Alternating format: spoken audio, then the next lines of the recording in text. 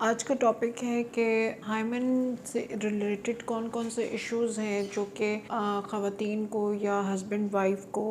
पेश आ सकते हैं वेडिंग नाइट पे। इंटरकोर्स से रिलेटेड कौन कौन से इश्यूज़ हैं जो उनको परेशान कर सकते हैं। तो कुछ ये ऐसा टॉपिक है जिसके ऊपर हमारे यहाँ यूजुअली घरों में ज़्यादा बात नहीं होती। बच्चे ज़्यादातर गूगल वगैरह से पढ़ते हैं और या कुछ मूवीज़ वगैरह से कुछ आइडियाज़ ले लेते हैं। तो बेसिकली कुछ मेडिकल ऐसी कंडीशंस होती हैं जिसके बारे में पता होना ज़रूरी है, लड़कियों को भी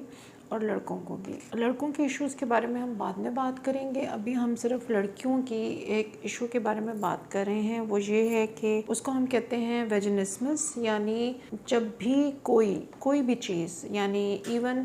अगर ये है मैं डायग्राम के थ्रू समझाने की कोशिश करती हूँ। यहाँ से यहाँ रेक्टम या एनल ओपनिंग होती है, ये इसके ऊपर आपकी यहाँ पे हाइमन जो है वो उतरी हुई है, हाइमन परफोरेटेड है, ओपन वेजाइनल कैनाल नज़र आ रही है और इसके ऊपर यूरिथ्रल ओपनिंग नज़र आ रही है। तो बेसिकली आपने जो चीज़ देखी है वो ये देखी है कि ये जो वेजाइना की ओपनिंग है, इसके साथ अगर कोई भी चीज़ टच करे ऐसी बच्चियों में, जैसे कि अभी मेरे क्लिनिक में एक केस एक्चुअली आया है, बल्कि आते रहते हैं ऐसे केसेस। तो चूँकि ये केस रिसेंटली अभी कुछ केसेस ज़्यादा वेडिंग सीज़न है तो रिपोर्ट हुए, तो मुझे ख्याल आया कि ये वीडियो बनानी चाहिए कि बच्ची की शादी को almost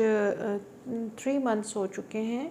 and the both partners are very nice, they are very supportive toward each other. Husband माशाल्लाह बहुत दीनदार, बहुत समझदार बच्चे हैं और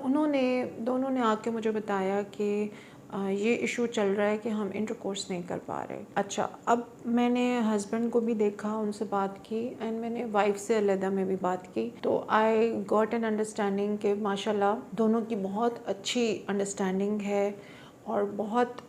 माशाल्लाह बहुत दिली खुशी हुई बच्चों को खुश देख के, क्योंकि ये आखिरी ज़माने का दौर है। कुर्बे क़यामत की ऑलमोस्ट सब निशानियाँ पूरी हो चुकी हैं। तो अब असल वक्त तो अल्लाह ताला जानते हैं, लेकिन ये मेरा अपना जो 20 साल का तजुर्बा है, मैंने देखा है कि जो भी निकाह का रिश्ता है ये बहुत मुक़द्दस है और निकाह के रिश्ते की हुर्मत जो है वो बहुत ज़्यादा है। और निकाह के रिश्ते की इम्पोर्टेंस की वजह से जो शैतान है और शैतान के जो चेले हैं और शैतान के जो सपोर्टर्स हैं, वो सबसे पहले और सबसे बड़ा अटैक जो है वो निकाह के ऊपर करते हैं। इसीलिए आप नोट कीजिए कि जितने भी आपको लोग मिलते हैं वो शादी से पहले बहुत ज़्यादा खुश होते हैं। और मैं अब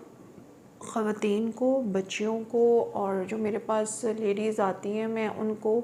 स्पेसिफ़िकली इस बात के ऊपर गाइड करती हूँ कि मेरी ये ऑब्ज़र्वेशन है कि क्योंकि शैतान ने ये वादा किया था अल्लाह ताला के साथ कि मैं तुम इंसानों से मायूस करके दिखाऊंगा, तुमने ये जो मखलूक बनाई है इंसान नाम की,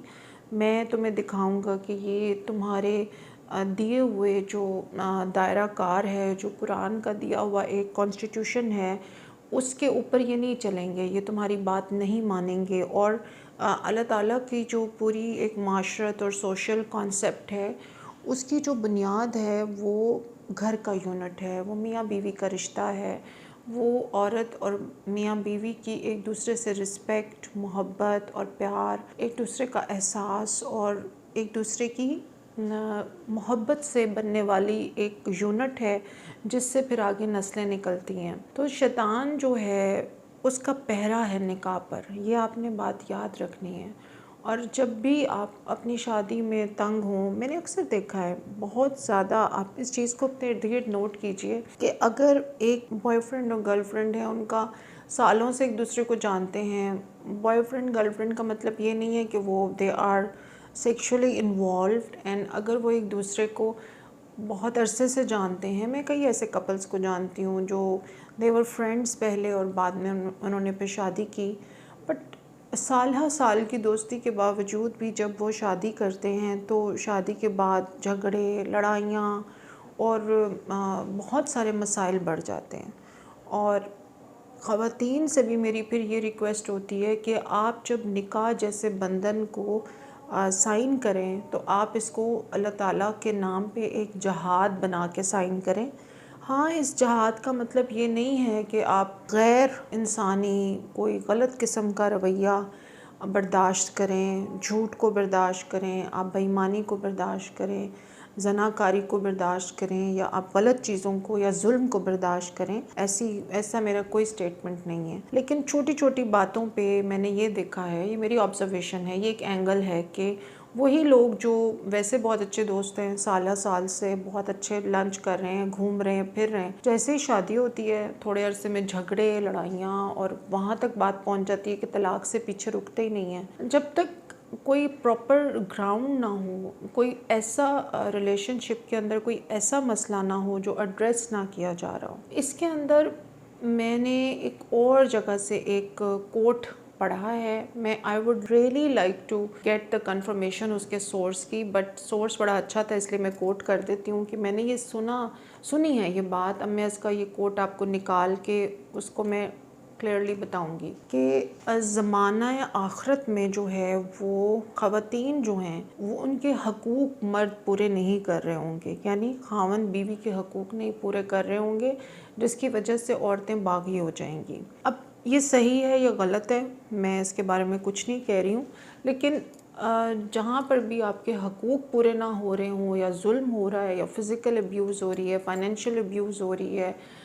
इमोशनल अब्यूज़, सेक्सुअल अब्यूज़, या किसी भी किस्म की मैनिपुलेशन, ब्लैकमेलिंग, या कोई और ऐसी चीज़ चल रही है, तो वो तो बिल्कुल एक अलग सिनेरियो हो जाता है। उसकी मैं बात नहीं कर रही। उसमें तो आपको ज़ाहिर है रिश्ता फिर कॉम्प्रोमाइज़ करना पड़ता है। मैं उस सिनेरियो की बात कर रही हूँ जहाँ छोटी छोटी चीज़ों पे झगड़े शुरू हो जाते हैं कि तुमने खराटा ले रही थी, तुमने पानी यूँ पिया, तुमने मुझे ऐसे देखा, मुझे तुम्हारी ये चीज़ अच्छी नहीं लग रही, यू नो, पेटी इश्यूज़। तो उसके ऊपर जहाँ छोटे मोटे कॉम्प्रोमाइज़ आप कर सकें, वहाँ आपको ये बात याद रखनी है कि जो शादी और निकाह है इसके ऊपर शैतान का वादा है कि ये चूँकि अल्लाह का बनाया हुआ मुक़द्दस रिश्ता है, और शैतान जो है वो इंसानों को बिल्कुल उसी शक्ल में रखना चाहता है जैसे आपको आजकल ये ज़ायनिस्ट नज़र आ रहे हैं, जो कि आपको पता है इनको हर जो गलत चीज़ है, जो हर गलत अमल है, हर ऐसी चीज़ जिसमें इंसान की बेहुरमती होती हो, इंसान की ह्यूमिलिएशन होती हो, वो इनको बहुत पसंद है। तो ये बेसिकली इंसान के साथ शैतान का वादा है कि मैं तुम्हें ह्यूमिलिएट करूँगा, डिग्रेड करूँगा, और मैं तुम्हारी प्रेजेंटेशन अल्लाह के सामने ऐसी बनाऊँगा और दुनिया के सामने ऐसी बनाऊँगा कि तुम ख़ुद अपने होने पे शर्मिंदा हो जाओगे, बिकॉज़ शैतान को इंसान से जो बेसिक मसला है उसका आपको भी पता है। तो अब आपने जब निकाह करें तो इस बात को याद रखें कि ये आप अल्लाह के लिए एक जंग लड़ रही हैं और अल्लाह के लिए एक जंग लड़ रहे हैं दोनों, और इसमें शैतान के वसवसे, उसके वहम, उसके डाले हुए एक दूसरे के बारे में गलत फहमियाँ, ये चीज़ें ज़रूर आपके रास्ते का हिस्सा बनेंगी। लेकिन चूँकि ये रिश्ता अल्लाह के नाम पे बनाया जाता है तो इस रिश्ते को आपने चलाना भी अल्लाह के दिए हुए निज़ाम के मुताबिक है। जहाँ कहीं आपको प्रॉब्लम लगे वहाँ रास्ता अलग करने की उतनी ही गुंजाइश मौजूद है, और बजाय कि आप बिला वजह की एक्स्ट्रा मैरिटल अफेयर्स में पड़ें और बिला वजह की अपने लिए गुनाहों का अंबार लगाएं, उसमें बहुत सेफ़ और साफ़ सुथरा रास्ता है कि आप तरीके से अपना रास्ता अलहदा करें, और उसके बाद अगर आपको कोई अच्छा साथी अपने लिए मिलता है तो उसको चूज़ करें। लेकिन अल्लाह की जो दी हुई बाउंड्रीज़ हैं उनको क्रॉस मत करें, बिकॉज़ इसमें आपकी ही बेहतरी है, आपका ही रिस्पेक्ट है, आपके लिए ही ये बनाई गई है, वरना अल्लाह ताला को तो इनकी ज़रूरत नहीं थी। अच्छा, ये एक बात हो गई निकाह के हवाले से। अभी हमारा जो असल टॉपिक है वो हमारे पास एक केस प्रेजेंट हुआ है, केस के जी इंटरकोर्स नहीं कर पा रहे दोनों मियाँ बीवी। हस्बैंड 100% कोऑपरेटिव हैं, very soft spoken, very nice, even in the isolation. जब मैंने अलहदा से लड़की से बात की है तो उन्होंने कहा कि नहीं, बच्ची ने बताया कि my husband is very very supportive, और हर तरह से उन्होंने कोशिश की है इंटरकोर्स करने की। When I tried to check her pelvic examination in the clinic, when I tried to check her during the pelvic examination in the clinic, मैंने तो the moment I touched her that area, तो उनकी सारी body जो थी वो उसको shock में चली गई। And this is a sign जिसको हमारी ज़बान में कहते हैं वेजिनिस्मस, यानी वेजोवेगल शॉक में बॉडी चली जाती है। The moment you touch this orifice, this vaginal canal, जिस मोमेंट में आप इस वेजाइनल कैनाल को टच करते हैं आइदर बाय फिंगर और बाय एनी अदर मीन, तो बच्ची जो है उसकी यहाँ पे नर्व सप्लाई इतनी ज़्यादा है या फिर इस एरिया के साथ एसोसिएटेड उसकी सेंसिटिविटी इतनी ज़्यादा है कि वो बच्ची खुद दाड़े मार मार के रो रही है कि मैं अपने मियाँ को जो है वो मुतमईन करना चाहती हूँ, लेकिन बिकॉज ऑफ मेरी इस प्रॉब्लम को आप किसी भी तरीके से सॉल्व कर दें, मैं इसमें अपने आप को बहुत बेबस महसूस कर रही हूँ। तो यूजुअली उसमें ये जो बच्ची हैं वो अपने आप को उन्होंने बहुत गिल्ट में डाला हुआ है, वो बहुत टेंशन में है, वो अपने आप को इसका ज़िम्मेदार ठहरा रही हैं बहुत ज़्यादा। तो मैंने फिर उनको तसल्ली दी, मैंने उनको बताया कि ये एक मेडिकल कंडीशन है जिसे हम वेजिनिस्मस कहते हैं, और इसके अंदर होता ये है कि आपकी जो वेजाइनल कैनाल है जहाँ से इंटरकोर्स किया जाता है वो इतनी ज़्यादा सेंसिटिव एंड इतनी highly overloaded with the nerve supply होती है। बाज़ औक़ात ऐसे होता है कि इस जो बच्चे यंग एज में जिनकी रेप की हिस्ट्री है या जिनको यंग एज में सेक्सुअली मोलेस्ट किया जाता है, सेक्सुअली जिन बच्चों को यूज़ किया जाता है जब उनको पता नहीं होता, तो उन बच्चों की हिस्ट्री एसोसिएटेड होती है विद ट्रॉमा। बट मेरा ये कहने का, हैविंग सेड दैट, मेरा मतलब ये नहीं है कि हर वो लड़की जिसको वेजिनिस्मस है या वेजोवेगल शॉक हम इसे कहते हैं, जब हम उस एरिया को इस एरिया को जैसे ही कोई टच करेगा और बच्ची जो है उसको झटका लग जाएगा और कैनाल जो है वो जो ऐसे खुली हुई थी वो बिल्कुल बंद हो जाएगी और वो किसी चीज़ को अपने अंदर एंटर नहीं होने देगी। यानी अगर आप उस बच्ची की उस वेजाइनल कैनाल में उस टाइम पे ट्रांस वेजाइनल प्रोब भी डालने की कोशिश करेंगी तो आपको बहुत एक फाड़ के ही जाना पड़ेगा, अदरवाइज़ वो नहीं जाएगी।